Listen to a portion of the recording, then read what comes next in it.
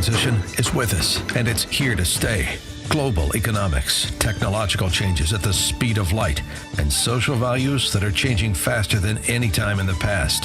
To help guide you along your journey in this fast-changing life, the show with a purpose: to empower, to enlighten, to educate, and to entertain. The show that offers you a friend, a guide in the most transitional time in the history of the human race. And now, ladies and gentlemen, here's your host, Steve Beaman. Hello, my friends, and welcome once again to this edition of the Steve Beaman Show. I am so pleased to be here with my co-host, Carol Parisi, who is such a genuine thrust to make this show what it is. We're on the W word this week, so we've got a terrific time together to talk about all the things W. So what a wonderful time it will be. I can't wait. You got that snuck in there really well. But friends, we've got a really powerful show. In this first section where we master the world, we're going to be talking about a really deep one. We're going to go into social unrest in this country. We're then going to continue in the Master Your Mind with Dennis Waitley and the Psychology of Winning. And at the bottom of this show, the favorite part of the show, which is the Master Your Word, we have a great W word. And then in Master Your Money, well, we're going to be talking about a W word there too. So you want to stick with us through the whole show. Okay, let's go down the rabbit hole, Carol. Let's go down the Mastering Your World and talk about what people need to know. Steve, listening to the opening of the show talks about social change and transformation. And transition. And quite honestly, I look at what's going on today and I ask myself, what, W-H-A-T, is going on? What is going on? Why is this happening? And how did we get here? And how do we deal with it and go forward? Well, right? That's going to be the solution. But you know what? I know part two, Dennis Waitley, is going to really give some great solutions. Let's talk about it. And what we're talking to, my friends, is in the pre-show, and Carol and I are always thinking, what is an interesting thing going on in your world that you need to be aware of? And you know what? We don't want to talk about elections. There are a lot of shows that do politics. We don't need to do that. We want to talk about your life.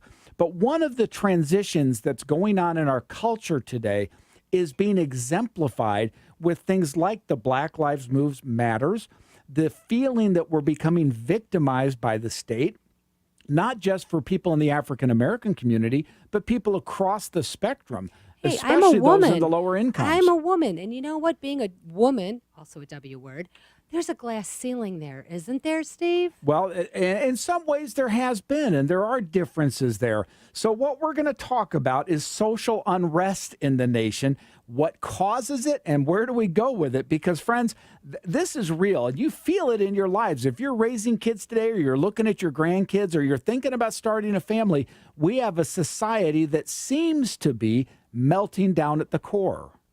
First of all, I'm going to say something. Okay, in this show, we talk about how thoughts are things. Yes, how they a are. lot of times the way we think of things become our reality. First of all, we have a 24-hour negative news cycle that does nothing but perpetrate all the debauchery that we see. It's all about victimhood. They don't talk about the good stuff. They don't talk about the gentleman that I met at the gas station that's a 3-time cancer survivor, 4-time cancer survivor, and has a good humor truck and is giving all the proceeds to St. Jude Hospital. We don't hear those good, positive things. This guy's name is Dick, and he is a wonderful guy. Why don't we hear more positive things? Well, all we hear is part of the negative. Transformation is the fact that we live in a 24-hour news cycle that's built on social media. That's not even news anymore. It's a news entertainment thing where the news channels pick their demographic and they present the news that fits that demographic.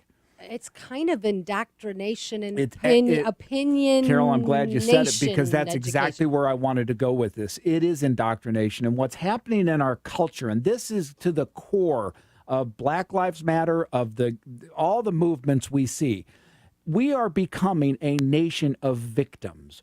We're being told 24/7 by the politicians, by the media, that we are victims and not able to deal with our own problems anymore. The idea of self-reliance is being thrown out the window. Well, that's the thing. That is exactly the thing. Now, I do understand that we are all interconnected. There is a certain amount of We have to, I mean, we are connected to each other. No As a question. society, that is part of it. And yes, if you study history, there's always been times of trials. But if you go back even to the early 1900s or the 1940s, you know, everybody had a more can-do attitude. This is a function, Carol, the last 30 years of this country. We have now bought into the message that we are not responsible for our own lives. And this will get me in trouble, but I'm going to go down it. What made me really think about this are these hearings with Wells Fargo. And there's a W word, although it's not my intent. Wells Fargo had 5,000 of 135,000 employees who were corrupted by the process. Now, you could blame the person or you can blame the compensation schedules, whatever. The point being, we, the people, rather than taking responsibility upon ourselves to say, well, I'm never going to deal with Wells Fargo again. I won't borrow mortgages from them. I won't get car loans from them. I won't do these things with them.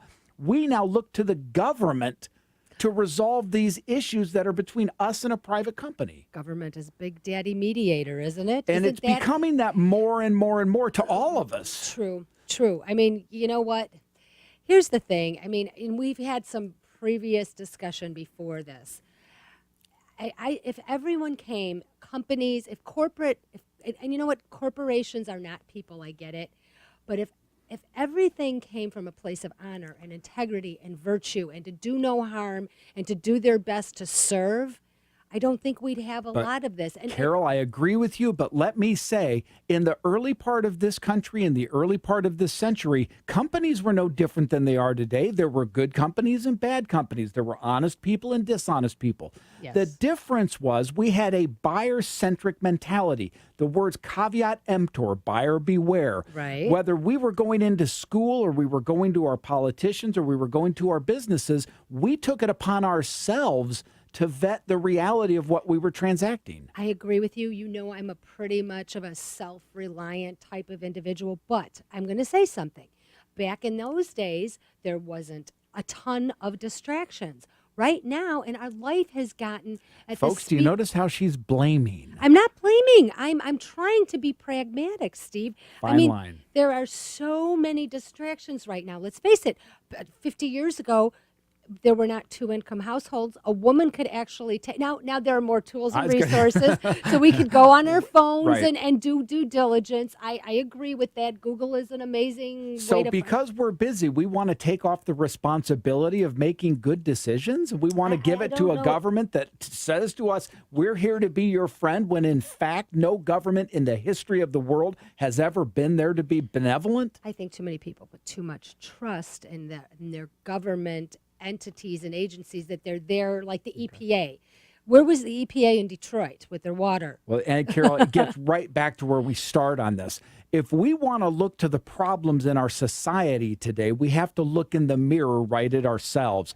Whether we're in the social welfare system, and God knows nobody wants to be there, but we spent 50 years telling people you're victims of a system you can't win, and you are by default entitled to the labor of another person, and you are dependent on the government for your food, your housing, your clothing, and your shelter, and your medical care.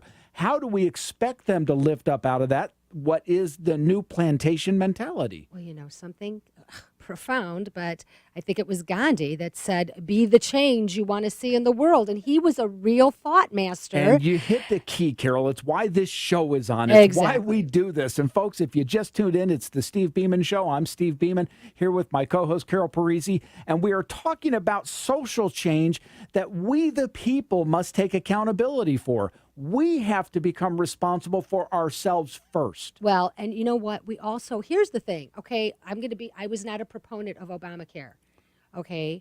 I do not think Obamacare has done a lot of good for the majority of the people. In fact, it's exploded and failed, and that's an economic issue. Okay, it's an economic issue, but here's the thing. As a tax-paying, voting citizen, I also need to take responsibility and know, not vote a party, but know what principles and values these people were putting into office to represent us. You just hit something. I spoke with a young lady a while back who said, if it weren't for the Affordable Care Act, my daughter might have died because she had a pre-existing cancer condition. I empathize.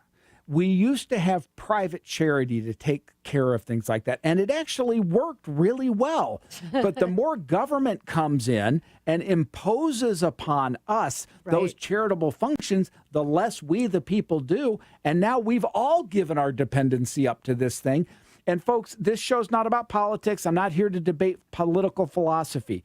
I'm here to talk about the fact that we must take responsibility and accountability for we, the people. Well, you know what I'm going to say? I'm going to say this about that gentleman, Dick, that I met, that is the good humor guy. He's doing exactly what you said, a 4-time cancer survivor, taking that mess and letting it become his message and giving to St. Jude's outside of government. Bravo. There you go. We And need so more of that. We end this segment on joining us on the love train, because as we go around the world with the message of the Steve Beaman Show, it's all about love. We'll be back in the Master Your Mind segment with more about Dennis Waitley. Love it.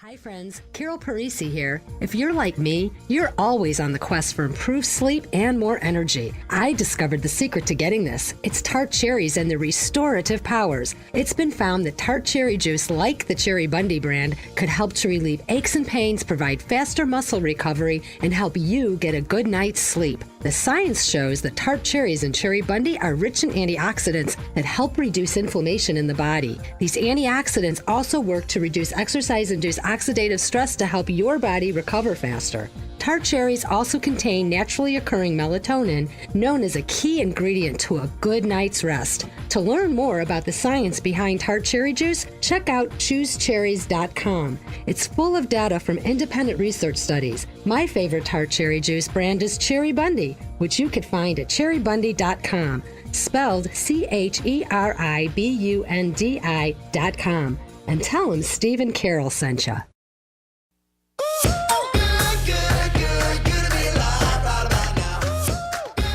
Hello, my friends, and welcome back to the Steve Beaman Show. I am Steve Beaman, your host, here with Carol Parisi, my co-host and supporter. We just got done finishing a message really of self-responsibility and self-reliance, and that is a problem in our society. So now we look to the solutions, part of which is coming from what we think of as the positive mental attitude movement, and one of the godfathers of that, Dennis Waitley, with the psychology of winning. Winning, W word. It winning. really is a seminal program Dr. Waitley put together. So much of the positive mental attitude stuff is kind of fluffy. This one's not. It's real meat for the mind and the soul. He put out 10 qualities that he had studied from astronauts and athletes and successful people in life. And these 10 criteria, I'm telling you, they can change everything you do in life. We mentioned last week, if you'd like to get a list of them or some help on this, write Carol@SteveBeaman.com, Carol@SteveBeaman.com, and we'll see what we can do to get you some. You want me to go over them real quick? Let's do. Real quick. First one, quality number 1 is positive self-expectancy. Expect yourself to win. Number 2, positive self-motivation. Get up in the morning and do what you don't always want to do. Positive self-image is number 3. Look in a mirror someday and go, you know what? I like me. Okay, number 4, and we're going to unpack number 4 today, and that's called positive self-direction. And that's going to get into the philosophy that you've got to have your own goals, your own objectives, and your own directives in life, and not be given to being a victim or entitled to something else, but be your own person. And quality number 5 is positive self-control. And boy, does that follow in with positive other things, because self-control means we don't slip down those very nasty paths that are maybe easy, but they take you to places you don't want to be. Well, and this kind of piggybacks on self-control. It's called positive self-discipline. Absolutely. It's the ability to look at ourselves and do the right thing and discipline ourselves in a positive way, knowing. We watched a video, Carol and I did today, about people talking about failure, and Denzel Washington did a great college speech talking about failure. I have failed in my life so many times I can't count it. Carol, I know you have. Here's the point. When you discipline yourself for that, you can't beat yourself up. You've got to be able to lift yourself up, because no one else will. Pick yourself up. You pick yourself up with positive self-discipline. Well, and here's the next number 7 is positive self-esteem. And we've talked about that. The good and the bad of it, of course, is feeling good about who we are, but not to the extreme of being narcissistic. Ego, positive self-dimension. That's a deep one. That's kind of getting into Maslow's hierarchy and the fact that we can be self-actualized. Well, and- this one I can't wait till we do that, because this is the total person, the visionary, and the humanist, Yep. and I believe there's a secret sauce in that one. Quality number 9 is positive self-awareness. You know the old thing, there are 3 people. There's the person you think you are, the person everyone else thinks you are, and the actual person you really are. It's being self-aware. It's knowing your strengths, your weaknesses, and where you need help. And you know what integrity is? Is all 3 of those being the same person. Just Very saying. nice insight. Positive self-awareness is honesty, empathy, and openness. And quality number 10 is positive All self-projection. right, you got to go to the stevebeaman.com site because you want to see positive self-projection. We're looking in the camera right now saying hello. We are trying to project a positive image to the camera, but it is all about how we project our image to ourselves and whether we believe in ourselves and learn to say, you know what, I can do. Okay, I am a Christian, and I'm going to say one thing. We have a spiritual path too, right? Yes, Which we is do. It's all one of part the 5. And it's let part me of just this. real quick, on the whole show has been around these 5 paths: intellectual health, physical health, spiritual health, emotional health, and financial health, getting those aligned into a perfectly actualized life. So as far as this attitude and this positive self-direction and determination, I have a scripture, and it's Sunday, so we can say that. This is when our show goes live here. Philippians 4:13. I can do all things through Christ who strengthens me. That is a plaque in my office. Whenever I start feeling oppressed and I start feeling like I get discombobulated where I can't do something, I immediately go to that scripture and say, I can do all things through Christ who strengthens me. And many of us in the Christian realm have seen that and looked to that as a strength when we're down deep in the gut and we're saying, wow, I got to lift myself up. But it is true. Unpack that a bit even. I can do all things through Christ because I believe Christ to be the eternal God. I believe Christ to be my my eternity too. Because of Christ, I have an eternal spirit again, that we will don't, live. We're not out to condemn those who don't have that view, but for those in the Christian view, it gives strength and purpose to their lives when they have nothing else to rely on to be able to look to that. Now, one of the qualities of self-direction Dennis talks about is humanism. Okay. And that's a little bit different in the sense that we're not going into the humanistic, we're the end-all, be-all. My point with that is when you look at the positive dimensions of a person, oftentimes it's necessary for us to look to something bigger than ourselves to find purpose. Amen to that. But amen to that. But here, this positive self-direction, the synonyms of those are the goal-seeking and purpose-driven cybernetic Rick person. Warren, the purpose-driven life, right? Love it. It's Love all it. about higher purpose, finding that thing that's bigger. In business, and I've had successes in business and I've had failures. The successes have always happened when the vision and the purpose of the business was greater than me. Oh, absolutely. When I was in it for me, it just didn't work. When I was in it for the you know what? greater, it worked. Just say that really slow again, because that is just such a beautiful truth. What you just said. Say it again. And this goes to family. It goes to our entertainment world. If you're an entertainer, it goes to your business world. It goes to anything. And that is this.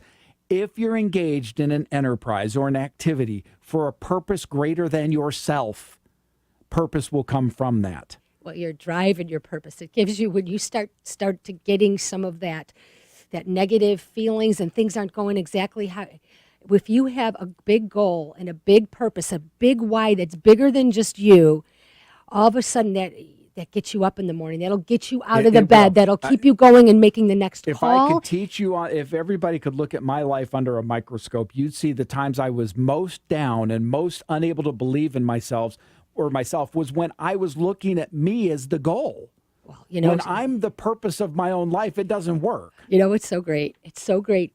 Try this, okay? If you're in a rut right now, get out of the rut, get into the groove of going and doing something for someone else. Go and volunteer at a homeless shelter, or go volunteer to do something. If you're politically engaged, go volunteer in a Folks, campaign. In my life, I've dealt with depression. I've dealt with anxiety. I've dealt with kids' issues. I've dealt with people's issues. And I'm telling you, if you want to get rid of depression, if you're sitting there right now experiencing that and it's real, I tell you now, get out of your house, go help somebody else. Put the focus on them and get it off of yourself. And you know what you need to do, really, to start this process too, is sit down and know yourself. Start writing your goals. What are the most important goals in your life? And where do you want to be 5 years from today? And what is your life going to look like? And what can you do to serve other people with this great thing we call love? And that's really that's what it's all about. There is a lot to that, because if you can get your life to fit a vision that you have for yourself that's healthy and helps other people and makes you the person you want to be, you'll become that vision. You know what? You don't know unless you try. And you know what? Do it afraid. If you have fear, do it afraid, because when you do something afraid, you'll find out about yourself things you didn't even know, gifts and talents and things you didn't even know you had. Just step out and do it. Help somebody. I just had a discussion with one of my children about a college class, and they have to go do something in that class that's out of their comfort zone.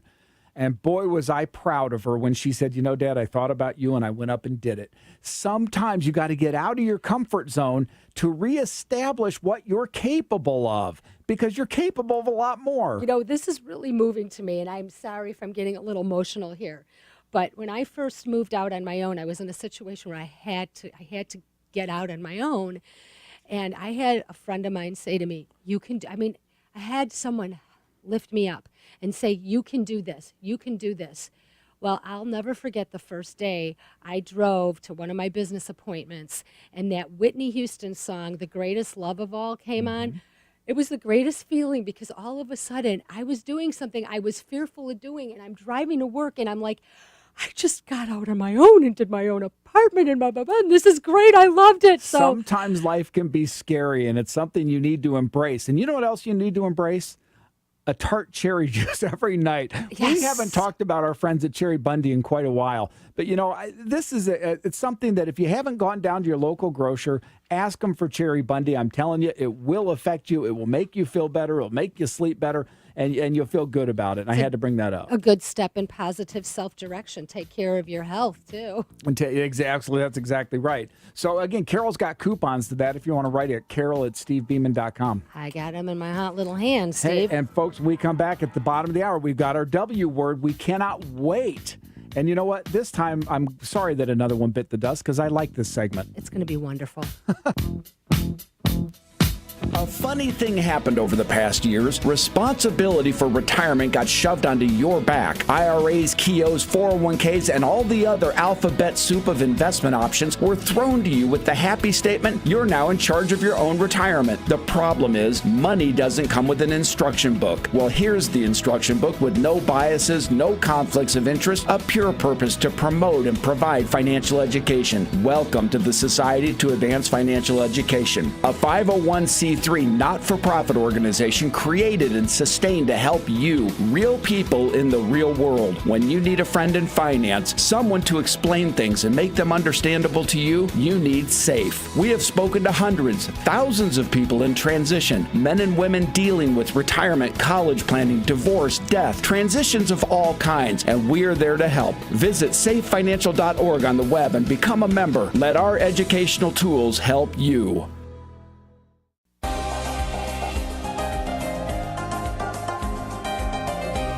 Welcome back with a little name of the Yanni. What is it? Yanni. I'm sorry. I told that was Jim that chimed in. Jim, thanks. I totally forgot the guy's name. I had a brain freeze on that. He's so handsome. Oh, thank you. Well, you're handsome too. You are. You're babe. A little insecure. I saw Yanni in concert. He's awesome. That's a lot of fun. So we are down at the bottom of the hour. Forgive us. We are having a great time today. There is something fun about this show, and Carol and I both every week are like, my gosh, I wish we could do it every day. Again, you're joining the Steve Beaman Show. I'm Steve Beaman with my co-host Carol Parisi, and we are down at the bottom of the hour where we do a Mastering Your Word. And as we've gone through the alphabet, we're in week number 23 here in this sequence, the W word. So, Carol, what do we have? Well. No, it's not well. I had to be wacky and say that. No. Oh, Steve, our word for the white week, jackets. our wisdom word for the week is really wisdom. And wisdom may be the most important thing any of us can acquire in Well, life. I'm going to read a little something here. It says, wisdom and knowledge are reoccurring themes in the Bible. They're related but not synonymous, okay? The dictionary defines wisdom as the ability to discern or judge what is true, right, or lasting. Knowledge, on the other hand, is information gained through experience, reasoning, or acquaintance. Knowledge can exist without wisdom, but not the other way around. One can be knowledgeable without being wise. Knowledge is knowing how to use a gun. Wisdom is knowing when to use it and when to keep it holstered. And folks, if you have listened to the Steve Beaman Show over time, you'll hear a theme that runs through here, and we touched on it heavily in the intellectual path, but there's information, there's knowledge, and there's wisdom. And it's a trilogy of things that must go together. And it's frankly one of the problems we have in our society today. We talked in the first segment about transitions and things. How many people, especially kids now, with Google, with the internet, get all forms of information? Knowledge is plentiful right now. Knowledge is Even plentiful. that slips. It's just information raw, right? Right. But you're right. Knowledge becomes plentiful, but where's the wisdom to guide how things are used? How you Where's the use- discernment? Where's the understanding of the bigger picture that it's not all about me? It's about a bigger thing. Well, We contradict ourselves. I just said it's not about me, and then we just did the whole self thing. But there's a but point you know to what? that. No. Here's the thing, and here's the thing. First of all, you need to know who you are. You need to know what you're capable of. And then you need to dig deeper, because once you start digging deeper, you will know more of what you're not capable of. But You have to be willing to open yourself up to yourself.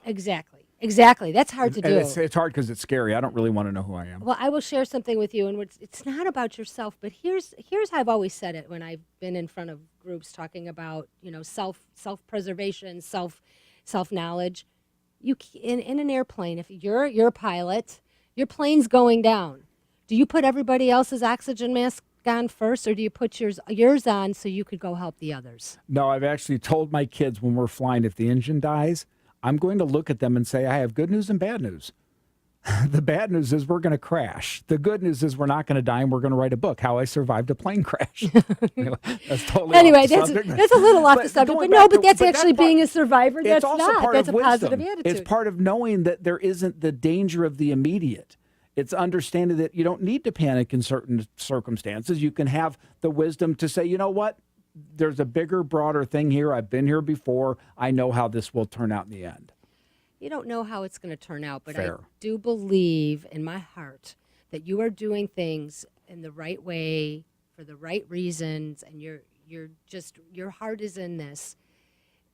You're going to have another lesson. You may not see. You're going to have another lesson to learn something, but at the end, you're going to be okay. If you guys, real quick, if you guys haven't gone to the stevebeaman.com site and watched the video, you've got to go this week. It's driving my producer crazy. Carol moves back and forth on the microphone. It's so fun to watch. So go to the video and watch the show. Passionate I know. Italian. It is. It's the passion. It's the belief in what we're doing. I love it. And that's why I want to bring it up. It is that passion that makes this show valuable, because we both feel what the other people are going through. We want to help in every way we can. And the wisdom to put into that is partly life experience. It's partly what we've read. And we've both been students of this stuff for decades. It's the ability to translate that into their lives. And you know what? I think like you have had many wonderful and wise mentors, people that have been there and rocked that, and then being wise and discerning enough to take their knowledge and make it applicable to your life And I and got your lucky because situation. my mentors were my parents. And that is all too uncommon today as we go through this first generation of divorce. I had mentor parents for family things. I mean, I saw what a good, loving household is, and a husband and wife, and I got that part. But my dad wasn't. My dad was I got my work ethic from my father, but my entrepreneurial I got from a mentor. My dad was not entrepreneurial. My dad, you get a job, you go to your job every day, have a job. What's the matter? You don't have a job. You need to have a job. What's wrong with the job? There's nothing wrong with the job, but I'm a free spirit. I'm that entrepreneurial. You had to find one that fit, right? Right. I had to create my own job. But it is tough. And, you go through the trials in life. And the fact of the matter is we gain wisdom by going through trials. So it's not something to be afraid of. It's something to relish and to be thankful for. It goes back to the old thing about failure, right? If I fail, that's okay. I've learned how not to do something. Exactly. And that's the way to look at it. And talking about that, we're going to come back in the Master Your Money, and we're going to twist it all about and talk about deeper things than you ever thought possible. Oh, I can't wait. We just finished tax time, and I know, like me, many of you are thinking, wow, this gets more complicated every year. I'm Steve Beaman, and my friends at Greeby & Associates have been helping individuals and successful businesses for over 20 years. In construction, they say measure twice and cut once. In accounting, trust me, research and plan before you act. When you need powerful tax and accounting advice for you or for your business, contact Greeby & Associates at 630-653-3510. Visit Greeby & Associates. Now, back to the Steve Beaman Show for insight on your money and the nation's financial future. Oh, if the pressure's not put on me every week when I'm supposed to give you all the answers to your money and the nation's future. But you know what? I think I have a lot of the answers, so I'm happy to try to do what I can. You have answers because of experience and all your knowledge. I've certainly lived down a lot of different paths. But here we go today. As we talked about mastering money, sometimes it's not about money, believe it or not.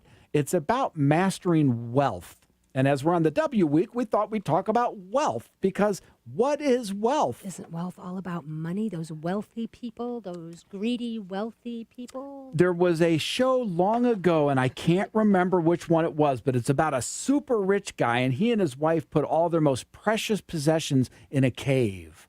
And everybody fought and died to get into that cave and see what it was all about. And when they opened it up, inside that cave were pictures of their kids, things that related to the things that matter. Do you remember the song One Tin Soldier? Oh, yeah. It's about the two communities. Right, and they went to battle over what used to be this very special thing. Yes, listen, And- people, to right. a story And they that open was it written up, and it's all about how long living ago. together and loving people is what's all Yes. about. The fact of the matter is, there's a sign in my dad's house, and it says, when you get to be my age, and I forget how it says it, but it says, you won't be measured by the size of your boat, but by the quality of your kids. And where do we define wealth? It's in the totality of our lives. If I sat here and told you to be motivated by money, to go out and earn everything you can to the exclusion of all else, well, first you'd get rich. You would have a lot of financial resource. But I've known 3 people in my entire life who were motivated solely by money. They are the 3 most miserable people I've ever met. Money only makes you more of what you already are. It really does, folks. If you're a nice person, it makes you benevolent and kind. If you're a little insecure and a little mean, it makes you very insecure and very mean. You know something? I've said to people, I'm not money motivated, but I am prosperity aware. Money does kind of motivate me. Yes, I want my bills to But be you have to have a basic amount. We all know that. I get it.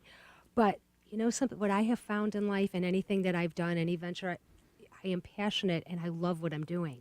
Because if you love what you do, first of all, you never work a day in your life. And it's a different kind of wealth, too. Because the wealth of personal growth and development and interaction with people. It's a wealth that will make you live longer.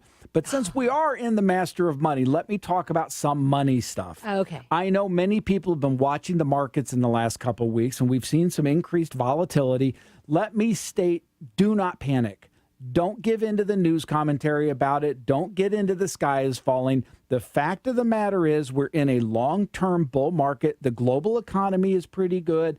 We're in an ability of companies to earn money, and that's what those stock values are based on. So if you're involved in that volatility, learn to make money on it. But if you're a long-term investor in it for your 401k, your IRA, or Keogh, don't worry about it. Talk to your advisor, but be calm. It's all going to work out. Don't worry about the volatility. So, wealth, okay? Do we still have generational wealth in our country where Some people parents, but is there a middle class generational wealth or? I would suggest to you that beginning in the late 70s, when they put in the ERISA Acts, which transferred retirement from the company's responsibility into the individual's responsibility, a lot of that notion of generational wealth ended because people weren't given the tools to know how to manage their retirement funds. So they were putting away savings through their 401ks and their IRAs, but they didn't know how to manage it. So oftentimes they trusted people who were less than of high integrity in doing that. Okay, is this a bad money management principle? Don't spend more than you make? No, getting out of debt, that's a Dave Ramsey thing. For those of you who listened, I know on AM 560, The Answer, Dave Ramsey has a program. Dave's a super guy to say the most common sense thing in the world. Neither a borrower nor a lender be. Take the borrower side of that to heart. Don't be a borrower. But let me ask you a question. In buying a home, can anybody come up with hundreds of thousands of dollars, honestly, to buy a home and then give a quality of life to children and a family? I mean, let's face it. I know more and more people are getting away from home ownership. Well, I would make a couple of points. First of all, there's nothing wrong with renting. I know a lot of wealthy people who rent. So you don't necessarily want to tie up your capital in a home, number one.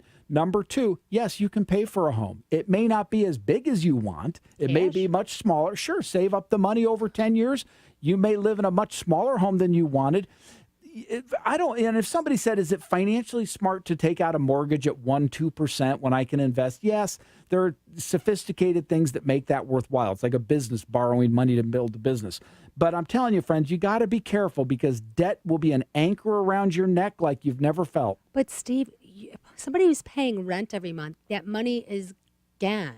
Now, if you have a nice, healthy down payment, I believe in a good down payment on 20%? Home. Yes. Oh, absolutely. Okay. At least. So let's take a $500,000 house. You're going to take $100,000 of your liquid capital and use it to buy that home. Right. If you rent, you don't put any of that money out, right? Right. So you can do something with that $100,000. Right. There are reasons that renting makes sense. Okay, well, I digress. This myth of everybody should own a home and have 2 chickens in the pot. No, you should live life based on what you want out of life. I'll tell you something. When I got my first place, I'm glad I did because now it's paying me back.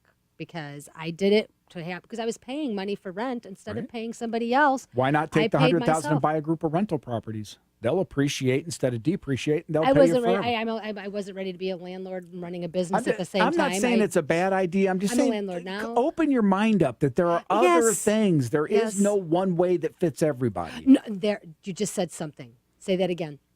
There's no one way that fits everyone? One size doesn't fit all, I guess. It doesn't. In money and in wealth creation and in wealth. I mean, part of mastering your money is learning that you have to drive that bus. Well, and that's called self-accountability, self-reliance. All those self things that make everybody nuts. Well, listen, we come back, we're going to wrap all this up for you. We've got some good insights there. We'll be right back here on The Steve Beaman Show.